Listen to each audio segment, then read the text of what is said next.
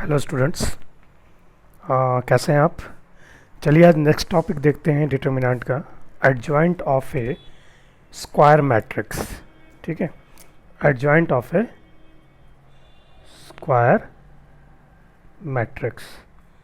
Adjoint किसी भी square matrix का ही निकलेगा। ठीक है, अब एडजॉइंट क्या होता है किसी भी स्क्वायर मैट्रिक्स का। चलिए मैंने एक मैट्रिक्स लिया, मैट्रिक्स से जिसका एलिमेंट है A11, A12, A13, A21, A22, A23, A31, A32, A33, जिसका ऑर्डर है 3×3, क्योंकि स्क्वायर मैट्रिक्स ही लेना था। ठीक है, अब एडजॉइंट ए जो होता है वो होता है, उसको डिनोट करते हैं ADJ-A, adjoint A of matrix A. अगर मैट्रिक्स बी होगा तो ये हो जाएगा ADJ-B, adjoint of matrix B. अगर सी होगा तो ये हो जाएगा ADJ-C, जो भी मैट्रिक्स होगा उसके हिसाब से ये आपका ABC आएगा। मैंने यहाँ पे मैट्रिक्स ए लिया है तो एडजॉइंट ऑफ मैट्रिक्स ए को डिनोट करेंगे ADJ-A। तो एडजॉइंट ऑफ मैट्रिक्स ए होता है transpose of capital A1, A12, A13, A21, A22, A23, A31, A32, A33। ठीक है, ट्रांसपोज। अब देखिए डिटर्मिनेंट में हम लोग मैट्रिक्स में आ गए, एडजॉइंट ऑफ ए मैट्रिक्स, और एडजॉइंट ए जो है ट्रांसपोज है capital A11, A12। Capital A किस चीज़ के लिए डिनोट होता था? कैपिटल ए डिनोट होता था आपका कोफैक्टर्स के लिए, यानी हमें कोफैक्टर्स निकालना होगा हर क्रॉसपॉन्डिंग एलिमेंट का। A11 का कोफैक्टर है कैपिटल A11, A12 का कैपिटल A12, A13 का कैपिटल A13, A21 का कैपिटल A21, A22 का कैपिटल A22, A23 का कैपिटल A23, A31 का कैपिटल A31, A32 का A32 और A33 का कैपिटल A33। ये हमारा A जो है ये बता रहा है कोफैक्टर्स। ठीक है, इसका ट्रांसपोज निकालना है, तो इसका ट्रांसपोज जब निकालेंगे तो क्या हो जाएगा, रो जो है कॉलम में चेंज हो जाएगा। तो रो में क्या है, A11, A12, A13, A11, A12, A13। ये रो सेकंड रो 21, 22, 23 था तो उसको कॉलम में चेंज कर दिया है 21, 22, 23। इसी तरह थर्ड रो को कॉलम में चेंज कर दिया। यानी किसी भी मैट्रिक्स का एडजॉइंट होता है transpose of cofactors of their corresponding element of matrix. यानी हर क्रॉसपॉन्डिंग एलिमेंट का आप कोफैक्टर निकालेंगे, कोफैक्टर निकाल कर उसका ट्रांसपोज निकालेंगे मैट्रिक्स में। ठीक है, तो यानी एडजॉइंट ए अपने आप में ही एक मैट्रिक्स है। देखिए सिंबल यहाँ पे मैट्रिक्स का है। ठीक है, चलिए एक एग्जांपल देखते हैं। मैंने एक क्वेश्चन लिया है 2×2 ऑर्डर का एक मैट्रिक्स लिया है 2, 3, 1, 4। इसका एडजॉइंट निकालना है। इस मैट्रिक्स का नाम है ए, तो एडजॉइंट ए निकालना है। अब सबसे पहले तो हम कोफैक्टर निकाल लें, क्योंकि कोफैक्टर का ही ट्रांसपोज निकालना है। अब A11 फर्स्ट एलिमेंट 2 जो है, इसका एड्रेस क्या है 11, A11 निकालेंगे तो -1 का पावर 1 + 1 M11। ठीक है, A12 निकालेंगे -1 का पावर 1 + 2 M12। A21 निकालेंगे -1 का पावर 2 + 1 M21। A22 निकालेंगे -1 का पावर 2 + 2 M22।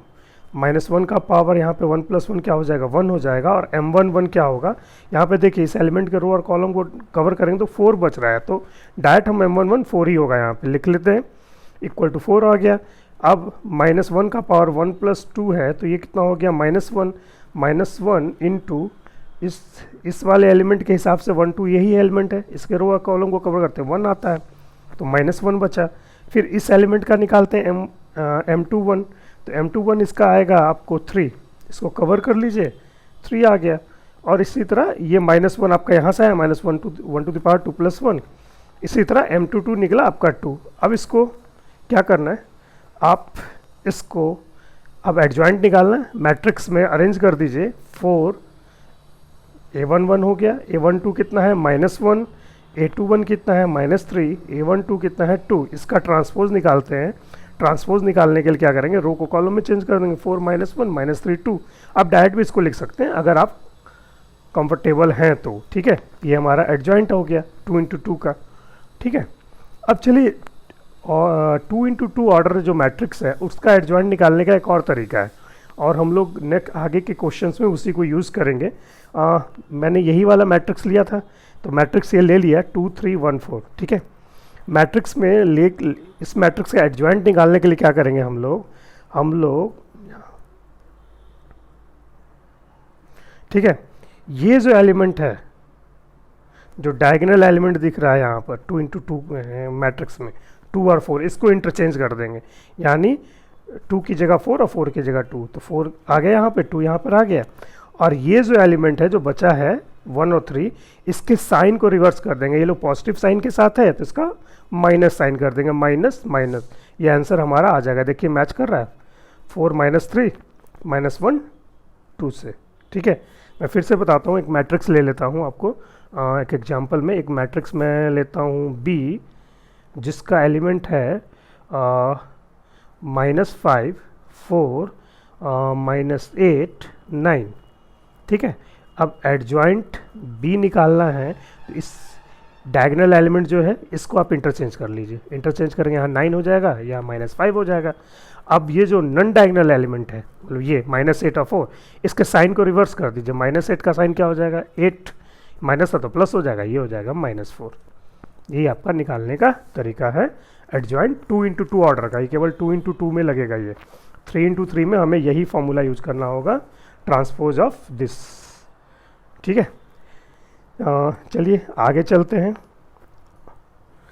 अब आगे एक थ्योरम देखना है हमें।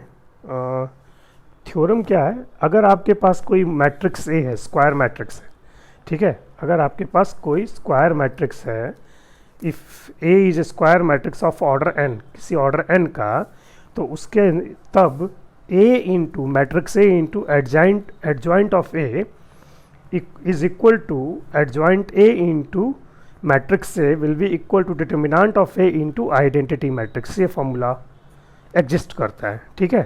तो अब देख लीजिए, ए खुद मैट्रिक्स है, एडजॉइंट ए खुद मैट्रिक्स है, तो यहाँ पे मैट्रिक्स मल्टीप्लिकेशन हम लोग को यूज़ करना होगा। यहाँ पे भी एडजॉइंट ए मैट्रिक्स है, ए मैट्रिक्स है, मैट्रिक्स फार्मूला यूज़ करना पड़ेगा। यहाँ पे ये डिटर्मिनेंट ए है इंटू आई है, ठीक है, तो ये हमारा ये फार्मूला होगा। चलिए इसको एक बार, जो आई जो है आपका आइडेंटिटी मैट्रिक्स है, इसका ऑर्डर वही होगा जो मैट्रिक्स का ऑर्डर है। मैट्रिक्स का ऑर्डर एन है तो आई का ऑर्डर भी एन ही होगा, ठीक है। चलिए इसको देखते हैं एक बार प्रूफ करके देखते हैं। मान लीजिए हमारे पास मैट्रिक्स ए मैंने लिया, A11 A12 A13 A21 A22 A23 A31 A32 A33, 3 into 3 order का है, ऑर्डर एन का है ये, यानी ऑर्डर 3 का मैट्रिक्स है। चलिए अब इस मैट्रिक्स का एडजॉइंट क्या होगा, एडजॉइंट ए क्या होगा, मतलब ए मैट्रिक्स का एडजॉइंट ए क्या होगा। एडजॉइंट ए क्या होता है आपका A11 A12 A13 A21 A22 A23 A31 A32 A33 का ट्रांसपोज, यानी कोफैक्टर्स का ट्रांसपोज। इसको ट्रांसपोज करेंगे तो क्या आ जाएगा, A11 A12 A13 A21 A22 A23 A31 A32 A33, ये हमारा एडजॉइंट ए निकल गया। अब हमारे ऊपर फॉर्मूला में क्या दिया हुआ, ए इंटू एडजॉइंट ए, यही दिया हुआ ना, ए इंटू एडजॉइंट ए, तो हम ए इंटू एडजॉइंट ए निकालते हैं। अब देखिए, अब ए कितना है, ए है हमारा 3 इंटू 3 ऑर्डर का, और एडजॉइंट ए कितना है 3 इंटू 3 ऑर्डर का, यानी इसका मल्टीप्लिकेशन हो जाएगा। अब मल्टीप्लिकेशन कौन सा लगाएंगे, मैट्रिक्स, क्योंकि ए भी मैट्रिक्स है, एडजॉइंट ए भी मैट्रिक्स है। तो अब क्या करेंगे, इसके रो से इसके कॉलम को मल्टीप्लाई करेंगे, यानी A11 into capital A11 A12 into capital A12 A13 into capital A13, वही हुआ A11 plus A12 A13 A11 13 A13। अब इस कॉलम से हो गया, अब अगले कॉलम से मल्टीप्लाई करेंगे, A11 A21 plus A12 A22 plus A13 A23, जो हमने यहाँ लिखा। फिर इस रो को फिर अगले कॉलम से करेंगे, A11 A31 A12 A32 और A13 A33, ठीक है। ये रो तो कंप्लीट हो गया है, अब कोई कॉलम बचा नहीं। अब इस रो को इस कॉलम से करेंगे, फिर वो हमने यहाँ पे किया, A21 A22 A23 into A11 A12 A13, यही तो है, A21 A11, ठीक है, A22 A12 A23 A13। फिर इस रो को इस कॉलम से मल्टीप्लाई किया, फिर इस रो को इस कॉलम से मल्टीप्लाई किया, ठीक है। अब थर्ड वाले रो को फर्स्ट कॉलम से करेंगे, फिर थर्ड वाले रो को सेकंड कॉलम से करेंगे, फिर थर्ड वाले रो को थर्ड कॉलम से करेंगे, जो हम लोगों ने यहाँ पे किया। अब देखिए यहाँ से अगर ध्यान से देखेंगे, अगर आपने पिछला वीडियो ध्यान से देखा होगा तो मैंने क्या बोला था, अगर एलिमेंट और को फैक्टर के बीच का मल्टीप्लिकेशन मिसमैच हो तो बेसिकली ये क्या बता रहा है, ये फॉर्मूला है डिटर्मिनेंट निकालने का बाय यूजिंग को फैक्टर, पिछले वीडियो में बताया गया था, ठीक है ना। और डिटर्मिनेंट निकालने का फॉर्मूला है, अगर इस फॉर्मूला में अगर एलिमेंट का एड्रेस और को फैक्टर का एड्रेस मिसमैच हो तो डायरेक्ट जीरो हो जाता है, ठीक है। तो देखिए 1 1 2 1 1 2 2 2 यहाँ पे मिसमैच है, एक जैसा नहीं है, तो ये जीरो हो गया, ये भी जीरो हो जाएगा। यहाँ पे देखिए 2 1 1 1 2 2 1 2, यहाँ भी मैच नहीं हो रहा, ये भी जीरो हो जाएगा। बट यहाँ पे देखिए 1 1 है, A1 1 है, A1 2 है, ये 1 1 ये 1 1 1 2 1 2 1 3 1 3, ये डिटर्मिनेंट ए आ गया, इसको डिटर्मिनेंट ए अभी लिख लिया हम लोगों ने, क्योंकि ए का ही डिटर्मिनेंट देगा ये, ठीक है। उसी तरह यहाँ पे भी देखिए 2 1 2 1 है, 2 2 2 2 है, 2 3 2 3 है, तो ये डिटर्मिनेंट ए यहाँ पे आ गया सेकंड में। यहाँ पे मिसमैच है, 2 1 है 3 1 है, 2 2 है 3 2 है, तो जीरो हो गया। यहाँ पे देखिए 3 1 1 1 3 2 1 2 3 3 1 3, जीरो हो गया। 3 1 2 1 3 2 2 2 3 3 2 3, यहाँ पे मिसमैच है तो जीरो हो गया। यहाँ पे देखिए 3 1 3 1 3 2 3 2 3 3 3 3, तो डिटर्मिनेंट आ गया। तो हमारा ये सॉल्व होकर आया डिटर्मिनेंट ए 0 0 0, डिटर्मिनेंट ए 0 0 0, डिटर्मिनेंट ए, ठीक है।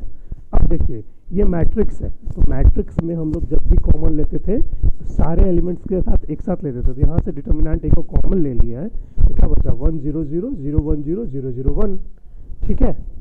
अब ये तो डिटर्मिनेंट ए हो गया, ये क्या है, ये आइडेंटिटी मैट्रिक्स है, जिसको हम लोगों ने लिख लिया डिटर्मिनेंट ए इंटू आई, और आई का ऑर्डर देखिए कितना है 3 इंटू 3, यानी यही मेन हमारा यही तो था आगे ऊपर के फॉर्मूला में कि A into adjoint A is equal to determinant A into I. ये बहुत इंपॉर्टेंट फॉर्मूला, याद रखेंगे।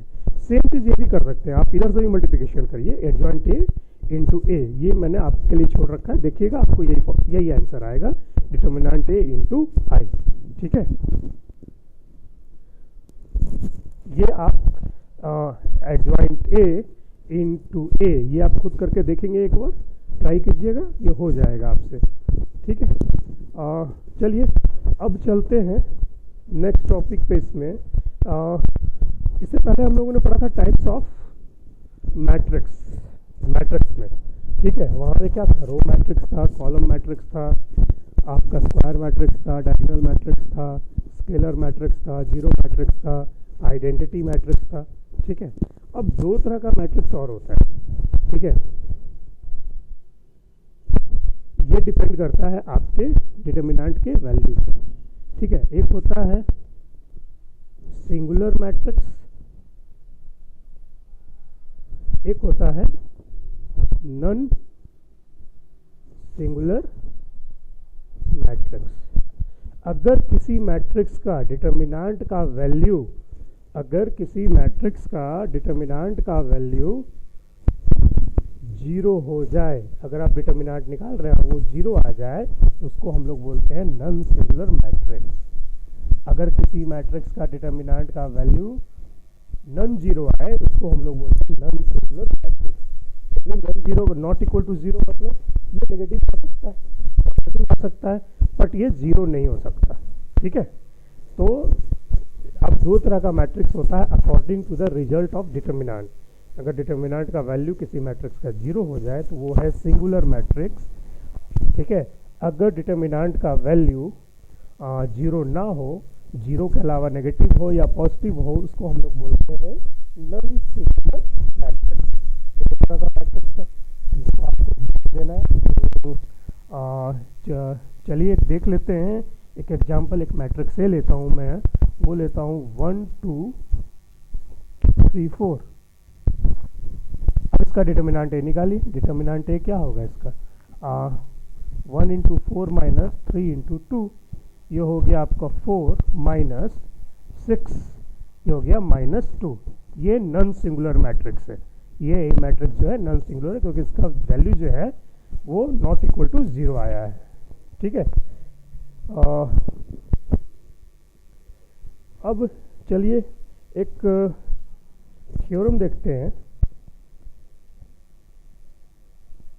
उसके अनुसार if matrix A and matrix B are non singular matrix, ठीक है, non singular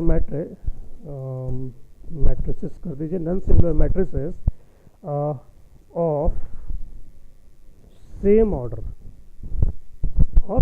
order,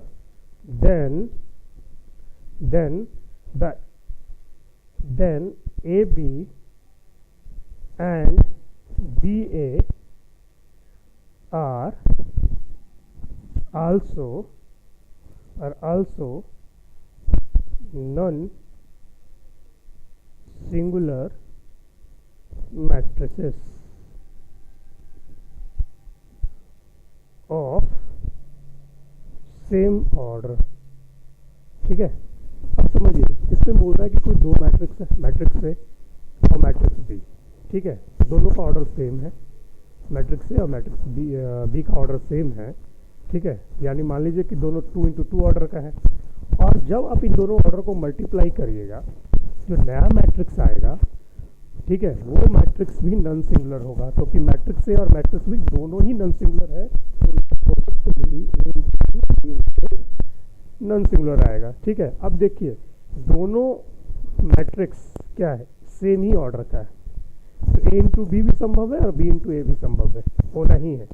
multiply matrix में ए इंटू बी भी हो जाएगा, बी इंटू ए भी हो जाएगा, और जो मल्टीप्लाई करके जो नया मैट्रिक्स रिजल्टेंट आएगा उसका ऑर्डर भी सेम ही रहेगा, ठीक है, और वो नॉन सिंगुलर ही रहेगा। चलिए देखते हैं, एक मैट्रिक्स तो हम लोगों ने देख ही लिया यहाँ पे, ये नॉन सिंगुलर है मैट्रिक्स से, ठीक है। कोई एक और मैट्रिक्स ले लेते हैं, मैट्रिक्स बी, ये ले लेते हैं 1 5 6 7, ठीक है। तो इसके हिसाब से डिटर्मिनेंट ऑफ बी क्या हो जाएगा, ये हो जाएगा 7 - 30 यानी -23, यानी बी भी नॉन सिंगुलर है, ए भी नॉन सिंगुलर है, बी भी नॉन सिंगुलर है। अब ए इंटू बी करिए, क्योंकि इसका ऑर्डर 2 × 2 है, इसका ऑर्डर भी 2 × 2 है, दोनों का ऑर्डर सेम है, तो ए इंटू बी निकल जाएगा। ए इंटू बी निकालिए, ए बी निकालने के पहले क्या होगा, ए के रो को इसके कॉलम से मल्टीप्लाई करेंगे, यानी 1 × 1 प्लस 2 × 6 इज इक्वल टू 12। रो को सेकंड कॉलम से 1 × 5 × 5 प्लस 2 × 7, ठीक है। अब सेकंड रो करते हैं, 3 × 1 3, 4 × 6 24। अब इसको करते हैं 3 × 5 15 एंड 4 × 7 28। इसको सॉल्व कीजिए, ठीक है। ये हो गया आपका 13, ये हो गया आपका 19, ये हो गया 27 और ये हो गया 43, ठीक है। अब चलिए, ये तो हो गया हमारा। अब हम देख लेते हैं, देखिए इसका ऑर्डर वही आया है 2 × 2 जो ए और बी का ऑर्डर था। अब चेक कर लेते हैं कि ए बी जो आया है वो नॉन सिंगुलर है कि नहीं, तो इसका डिटर्मिनेंट निकाल लीजिए। डिटर्मिनेंट ऑफ ए बी निकालेंगे तो क्या होगा, इसको इससे मल्टीप्लाई करेंगे, ठीक है। 43 × 13 माइनस 27 × 19, ठीक है। जब इसको मल्टीप्लाई करेंगे तो आपको देखेंगे ये कि वैल्यू नॉन जीरो आ रहा है। चलिए देख लेते हैं,